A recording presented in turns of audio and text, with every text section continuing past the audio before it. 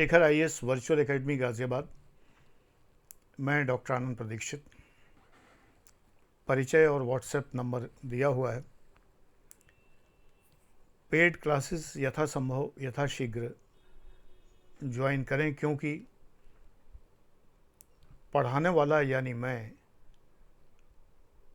एक सदैव सफल और उच्च पद से वीआरएस लेने वाला अधिकारी है, जो आपको वो दे सकता है जिससे सीधे सिलेक्शन होता है। एक नंबर से रह जाने की स्थिति कभी नहीं आएगी, यदि आप मेरी बात मानेंगे और पढ़ेंगे। फ्री चैनल है, तब भी सब कुछ गंभीर मैटर दिया जाता है। सोचिए पेड चैनल पर कितना मिलता होगा। चलिए हिस्ट्री न्यूज़ प्रारंभ करते हैं। इतिहास के समाचार, समय में पीछे जाकर इतिहास के समाचार। 16 अगस्त 1932 की बात है। 16 अगस्त 1932 अल्पसंख्यकों के भले के लिए ब्रिटेन के प्रधानमंत्री रैमजे मैकडोनाल्ड ने, अब बर्गर मत याद करना इस समय, रैमजे मैकडोनाल्ड ने एक स्कीम बनाई। इसको सांप्रदायिक निर्णय स्कीम कहते हैं, कम्युनल पंचायत भी कहते हैं। इस अधिनिर्णय से मुस्लिम, सिख, ईसाई के लिए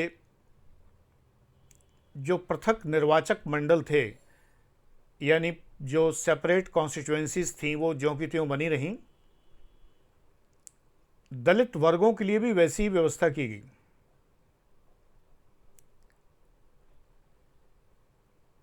इस पर सर सीवाई चिंतामणि ने चिंता व्यक्त की। चिंतामणि थे। ये नामकरण सही नहीं है, और ये नामकरण सांप्रदायिक शब्द से भी ज्यादा गंदा है। ये उन्होंने कहा, कलुषित है। समझौते के सभी प्रयास विफल हुए। उन्हीं ने कहा, क्योंकि मुस्लिम जन समुदाय को ये उम्मीद थी कि ब्रिटेन उनके साथ है और उन्हें ऐसी किसी बात पर सहमत होने की आवश्यकता नहीं है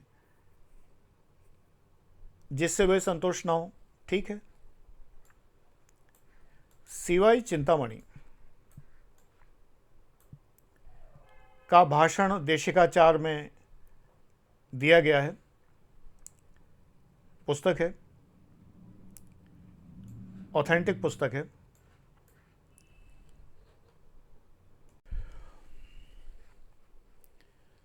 देशिकाचार एक प्रसिद्ध इतिहास लेखक भी हैं। कुछ पुस्तकों के रेफरेंसेस मैं उनकी देता चलता हूँ रास्ते में। ये रास्ता ही है जो हम आप चल रहे हैं, सफलता का रास्ता। लिखा है कि इस सांप्रदायिक अधिनिर्णय के परिणाम स्वरूप भारतीयों में स्थायी फूट पड़ गई। इसका उद्देश्य था हिंदुओं के राष्ट्रीय बहुमत को अल्पमत में परिवर्तित करना, क्योंकि इसमें अल्पसंख्यकों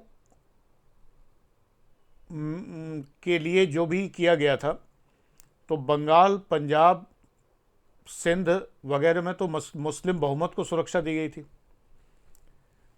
अगर ये अल्पसंख्यकों के लिए होता तो जहाँ पर वो बहुमत में थे तो वहाँ पर तो कोई विशेष सुविधाओं की ज़रूरत नहीं थी। ऐसा सीवाई चिंतामणि की भी चिंता अपनी जगह उचित थी। फिर वाणिज्य, व्यापार, उद्योग, विश्वविद्यालय आदि जो निकाय थे, जो यूनिट्स थे, उसमें स्त्रियों को भी आरक्षण दिया गया। ये एक साथ में साइड बाय साइड हुई घटना थी।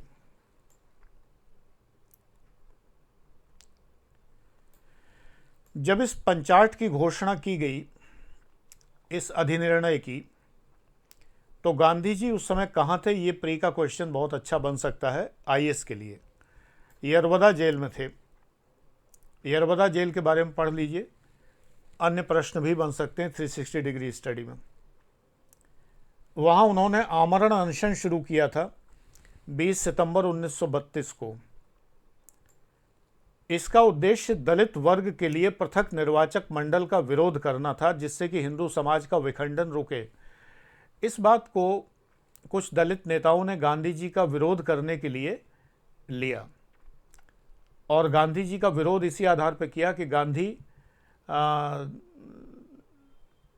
दलित विरोधी थे, क्योंकि उन्होंने आरक्षण का विरोध किया था। मैं इस पर कुछ नहीं कहूँगा, आपको भी कुछ नहीं कहना। गांधी जी ने विरोध किया, वो बात गांधी जी जाने, और जो दलित नेताओं ने अपनी राजनीति के लिए गांधी जी का विरोध किया, ये वो लोग जाने। हमें तो एग्ज़ाम में वो लिखना है, को नृप होए हमें कहानी, चेरी छोड़ न होए हो रानी। हमें तो आईएएस रहना है, जो कहें आका जो करें आका, हमें तो सिर झुका के बस एक ही बात कहनी है, आज्ञा दीजिए हुजूर। चाहे वो कांग्रेसी हों, चाहे भाजपाई हों, चाहे सपाई हों, चाहे बसपाई हों, चाहे आम आदमी पार्टी के हों या जिस पार्टी के हों, हमें तो हुक्म बजा लाना है बस। तो इसलिए इस बात पर मैं कोई व्यू न व्यक्त करूंगा, ना आईएएस में आपसे कोई व्यू पूछा जाएगा। गांधी जी को लगा कि हिंदू समाज का विखंडन हो जाएगा, नफरत फैल जाएगी, और फैली अगर आरक्षण दिया गया। दूसरी ओर एक और बात है, आरक्षण न दिया जाए तो जो गरीब समुदाय है, जिसके पास रिसोर्सेज नहीं हैं, तो वो आगे कैसे बढ़ेंगे? उनके पास तो बुनियादी सुविधाएं भी नहीं हैं, तो आगे कैसे बढ़ेंगे? मैं व्यक्तिगत तौर पर आरक्षण का समर्थन करता हूं, लेकिन घृणा का समर्थन नहीं करता।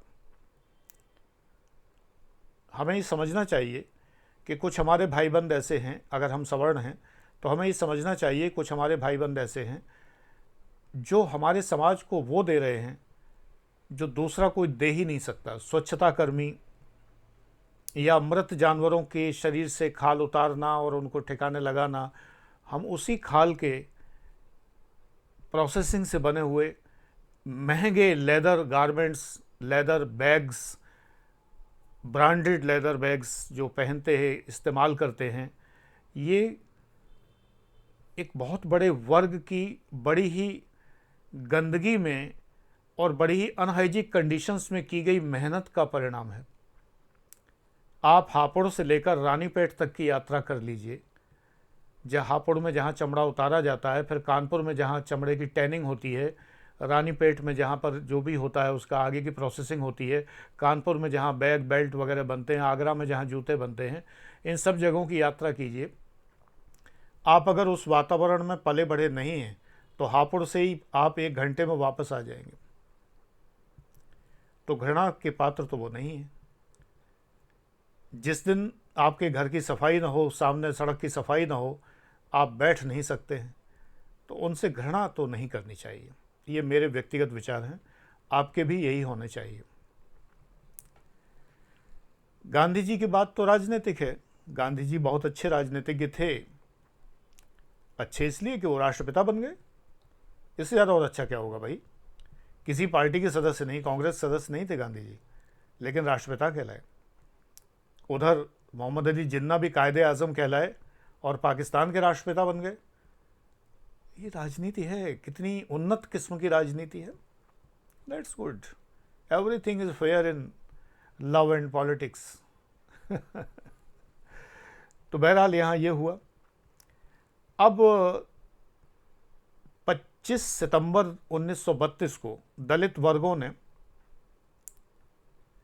बाबा साहब अम्बेडकर से अपनी फरियाद की, मांगे रखी, और हिंदुओं ने, हिंदू तो दलित वर्ग भी थे, लेकिन बाकी हिंदुओं ने पंडित मदन मोहन मालवीय से कुछ अपनी मांगे रखी। तो पुणे समझौता हुआ, पूना पैक्ट हुआ। 2 प्रयोजन थे, हिंदू समाज को खंडित होने से बचाया जाए, और गांधी जी जो आमरण अनशन पर बैठे हैं, जब तक बैठ जाया करते थे, आमरण अनशन पर बैठे हैं, वो उनको बचाया जा सके।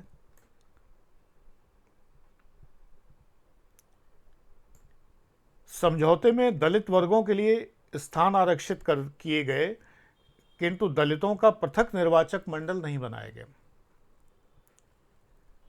सांप्रदायिक पंचायत जो थी, दलितों के लिए 71 स्थान आरक्षित किए गए और उसके बदले समझौते में 148 स्थान दिए गए। जो कम्युनल पंचायत थी उसमें 71 रखे गए थे, लेकिन जो समझौता हुआ नया पूना का, उसमें 148 स्थान मिले।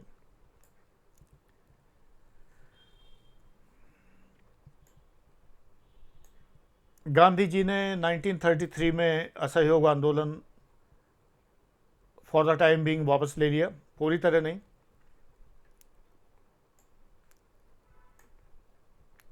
सर तेज बहादुर सप्रू ने इस पर क्या कहा? सिविल डिसोबीडियंस आंदोलन के जन्मदाता का कहना है कि वे देख नहीं पा रहे थे। अब 13 वर्ष बाद ईश्वर ने उनकी दृष्टि लौटा दी है और अब वे सब देख रहे हैं जो हम में से बहुतों को, जिनका ईश्वर से निकट का संबंध नहीं था, दिखाई दे रहा था कि सिविल अवज्ञा आंदोलन निश्चय ही विफल होगा। चुटकी ली थी सर तेज बहादुर सप्रू ने।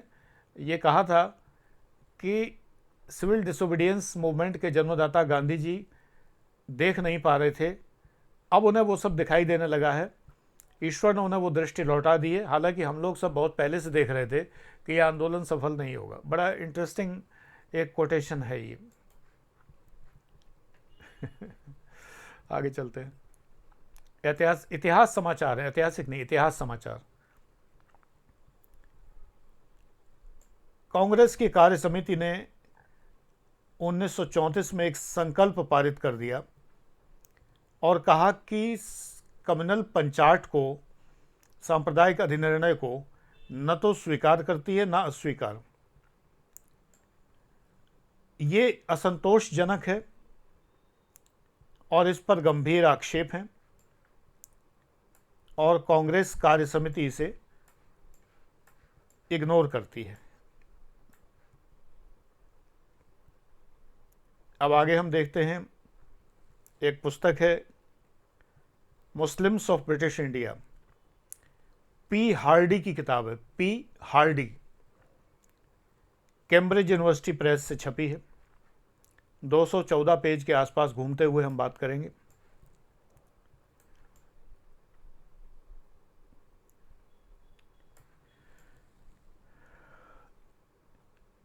उस पुस्तक में ये कहा गया है कि 1935 के सुधार, अब 35 पे आने वाले हैं ना, इसलिए आगे अभी आए या आगे वीडियोस में आए। 1935 के सुधार ब्रिटेन द्वारा भारत में अपना शासन बनाए रखने और संतुलन बनाए रखने के प्रयत्न में किया गया सर्वाधिक धूर्ततापूर्ण और आखिरी प्रयास था। स्काउंड्रल वाला प्रयास था, एकदम धूर्ततापूर्ण प्रयास था, ये इसमें कहा गया। हार्डी साहब ने कहा है। अब एक अंग्रेज बहादुर दूसरे अंग्रेज बहादुर के लिए कह रहा है, बड़ी अच्छी बात है। पुणे समझौते के बाद दलित वर्गों के लिए पृथक निर्वाचन मंडल का विचार त्याग दिया गया। 1935 के अधिनियम के अधीन विधानमंडल गठित करने के लिए सांप्रदायिक निर्णय को आधार बनाया गया था। ब्रिटेन की नीति थी कि ऐसी रियायतें दी जाएं जिनसे कि भारत में अशांति फैले और विभाजन बढ़े और नफरत बढ़े। यानी कि मुस्लिम, ईसाई, बड़े भूस्वामी, नवाब, राजा, मजदूर, दलित, सबको अलग अलग कर दिया जाए, विखंडित कर दिया जाए, तभी ब्रिटेन अपना राज्य बनाए रख पाएगा। इसको कहते हैं डिवाइड एंड रूल, बांटो राज करो, डिवाइड एंड रूल। 1935 के 1935 के भारतीय शासन अधिनियम में प्रांतीय सरकारों को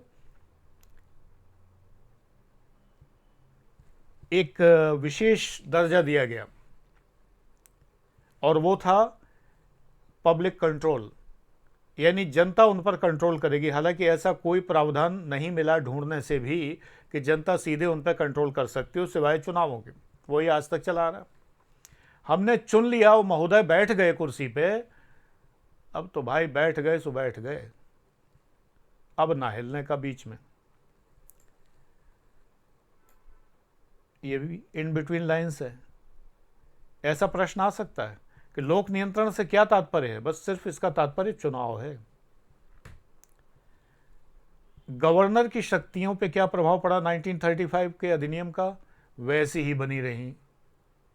लोग कह देते हैं कहीं गवर्नर हो क्या, हाँ गवर्नर हैं, वैसी ही शक्तियां बनी रही, मंत्रिमंडल के ऊपर हावी रहा। सेंट्रल गवर्नमेंट किस रूप में थी, क्वेश्चन आंसर। सेंट्रल गवर्नमेंट कैसी थी, it was federal, it was not union. ये तो डॉक्टर अंबेडकर का विजन था, अद्भुत विजन, जिन्होंने इंडिया को यूनियन कहा, यानी जो राज्य शामिल हो गए वो हो गए, निकल नहीं सकते अब। फेडरेशन होता तो निकल भागते, हमें नहीं रहना, जहाँ नहीं चैना वहाँ नहीं रहना, हम तो वहाँ रहेंगे, हम लोग तो मिलके एक अलग से वो बनाएंगे, देश बनाएंगे। हिंदुस्तान में ये परमिटेड नहीं है। अब एक और बात है, बिटवीन द लाइन्स स्टडी। हर बात में एक बात आती, कानून में एक बड़ी इंटरेस्टिंग बात है कि एक कानून बना के ऐसा ऐसा करेंगे, उपाधियों को समाप्त किया जाता है, आर्टिकल 18 ऑफ कॉन्स्टिट्यूशन। एग्जाम्पल दे रहा हूँ, यहाँ से कोई संबंध नहीं है। कानून जब बनाया जाता है तो उसके अंदर विधि का बल होना जरूरी है, आर्टिकल 13 कहता है, 13। विधि का बल अगर नहीं है तो वो कानून लागू ही नहीं हो पाता। उपाधियों का अंत किया जाता है, उपाधियों का अंत कर दिया, लेकिन ये नहीं लिखा कि अगर कोई उपाधि इस्तेमाल करेगा तो क्या कर लोगे, ऐसा कोई कानून ही नहीं है ना। यही मतलब है। इसलिए जब ये कहा गया कि ऐसा होगा तो इसके साथ एक प्रश्न तुरंत ऐसा होता है कि अगर ऐसा ना हुआ तो क्या कर लोगे। कुछ नहीं कर सकते, ऐसा नहीं होना चाहिए, कानून ऐसा नहीं होता। अब ये लिखा नहीं है कहीं, लेकिन भारत ने जूनागढ़ हैदराबाद सब में कर लिया, कश्मीर पता नहीं क्यों किया। ये तो मोदी जी की हिम्मत थी कि जो 370 ख़त्म की। ये कोई मुस्लिम विरोधी बात नहीं है, ये संवैधानिक बात है, सीधी सी बात है। जो अस्थायी उपबंध है वो ख़त्म हो जाना चाहिए। आरक्षण टेम्परेरी ये कुछ साल के लिए था, ख़त्म हो जाना चाहिए कुछ साल में। हाँ ठीक है, अगर जो है उन लोगों का स्तर नहीं बढ़ा है तो चलना चाहिए, सिंपल सी बात है। बट 370 का क्या मतलब भाई, बाकी सब प्रदेश अपने ढंग के हैं और 370 अपने तरीके का।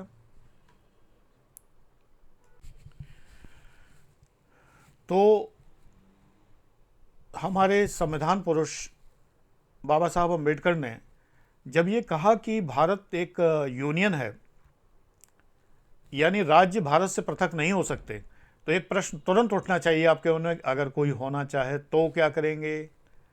तो क्या करेंगे, सेना भेज के चढ़ाई कर देंगे। तो क्या फिर ऐसे में अमेरिका या रूस या फलाना या डिमाका बीच में नहीं कूदेगा। अरे नहीं, ये हमारा इंटरनल मामला है, जो जूनागढ़ में सरदार पटेल ने किया और हैदराबाद में, तब कहा जाएगा ये हमारा इंटरनल मामला है। 370 में भी याद कर लीजिए, जब हमने हटाई तो हटा दी, ये हमारा इंटरनल मामला है। Who are you to interfere, आप होते कौन है, जाइए अपने घर में जाइए। कोई राज्य अलग होने की सोच के देखे, हिंदुस्तान की फौजें चढ़ाई कर देंगी और उसको कब्जे में रखेंगी। यस, ये इनबिल्ट है, ये पुस्तकों में नहीं लिखा हुआ है। ये बताने के लिए मैं डॉक्टर आनंद प्रदीक्षित यहाँ मौजूद हूँ आपके सामने। नज़ीर है, नज़ीर का मतलब उदाहरण है कि हैदराबाद जूनागढ़ में यही सब हुआ। कश्मीर में उसी वक्त हो जाता तो ठीक रहता। अरे महाराजा हरि सिंह अपनी गरज से आए थे हिंदुस्तान में शामिल होने, हमने फालतू में उनके सामने बिछ गए। नेहरू की इस नीति को मैं पसंद नहीं करता व्यक्तिगत तौर, बिल्कुल। मैं सही को सही कहता हूँ, गलत गलत कहता हूँ। कांग्रेस के जो प्रयास अच्छे थे उन्हें मैं अच्छा कहता हूँ, जो बुरी बात है वो उसको हिंदी चीनी भाई भाई हम बच्चे बचपन में खूब देखते थे। चाचा नेहरू का फरमान आया था, बच्चे सब एक दूसरे की पूंछ पकड़ के, मतलब एक दूसरे की शर्ट पकड़ के जो है वो लाइन बना के चलते थे, हिंदी चीनी बाई बाई। चीनी लोग आते थे, चीनी लोग आते थे स्कूलों में, और हम लोग नारे लगाते थे हिंदी चीनी भाई भाई, वो भी चिल्लाता था ऊपर से हिंदी चीनी बाई बाई। ऐसी बाई बाई हुई कि उन लोगों ने धड़ाधड़ भून दिया, ऐसा युद्ध हुआ। ये नेहरू की गलती थी।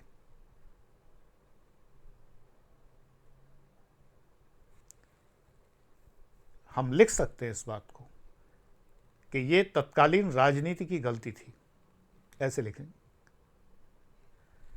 मैं चचा का नाम काहे लेंगे भाई। आगे चलते हैं।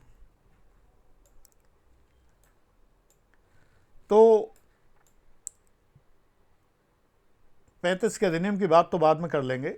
BL ग्रोवर की किताब से पढ़िए, बहुत अच्छा दिया हुआ है। बड़ी सी उसमें टेबल दी हुई है 1909 में, 1919 में और 35 में परसेंटेज दिया है। वो परसेंटेज नहीं, वो दिया संख्या दी है सीटों की। बिल्कुल याद मत करिए, एग्जाम में नहीं पूछा जाएगा। नो, आपका काम हल्का कर दिया, कतई नहीं पूछा जाएगा, ये सब नहीं पूछा जाता।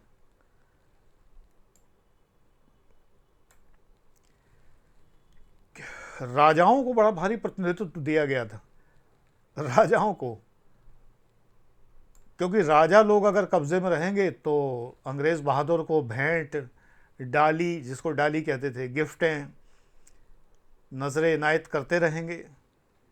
और राजा तो देशद्रोही थे, अगर हम उन्हें सीधे शब्दों में कहें। बहुत सारे, तमाम सारे राजा, उनकी फ़ौजें अंग्रेज़ों का जब अभियान चलता था हिंदुस्तानियों के दमन का, तो तमाम राजाओं की फ़ौजें अंग्रेज़ों का साथ देती थी, हिंदुस्तानियों का नहीं।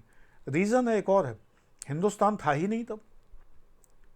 ये तो अब जब 35 का अधिनियम पढ़ोगे तो हिंदुस्तान आकार ले रहा है धीरे धीरे, उधर पाकिस्तान भी ले रहा है आकार। लेंगे तो, दो राष्ट्र हैं, कोई बुराई थोड़े। जब नहीं पड़ती दो भाइयों में तो अलग हो जाना ही श्रेयस्कर है, लेकिन इतनी बुरी तरह अलग नहीं होना चाहिए था। ट्रेन टू पाकिस्तान देखो, है ना। और जिसने नहीं पढ़ी पुस्तक, या शायद मूवी भी है, तो उसने सनी देओल की तो वो देखी होगी, कौन सी, वो जिसमें हैंडपंप उखाड़ लेता है। वो कितना दर्दनाक दृश्य हैं उसके अंदर विभाजन के। सादत हसन मंटो की कहानियाँ पढ़िए, दिल दहल जाता है कि विभाजन कैसे हुआ। ऐसा तो ना होता, अच्छे मन से चले गए होते, हम उधर से इधर आ गए होते, ये इधर से उधर चले गए होते, हंसी खुशी दिवाली ईद मनाते हुए भी अलग हुआ जा सकता था। लेकिन राजनीतिज्ञ ऐसा कब होने देंगे? वोट कैसे मिलेंगे? सब अगर मिल गए तो मन पसंद से वोट देंगे, तब विकास के नाम पर वोट देंगे, नीतियों के नाम पर वोट देंगे। लेकिन अगर लड़ गए तो ध्रुवीकरण हो जाएगा, तब जाति के आधार वोट देंगे, संप्रदाय के आधार वोट देंगे। सत्यानाश कर दिया हिंदुस्तान का इन राजनीतिज्ञों ने। ये मेरा विचार है। Thank you.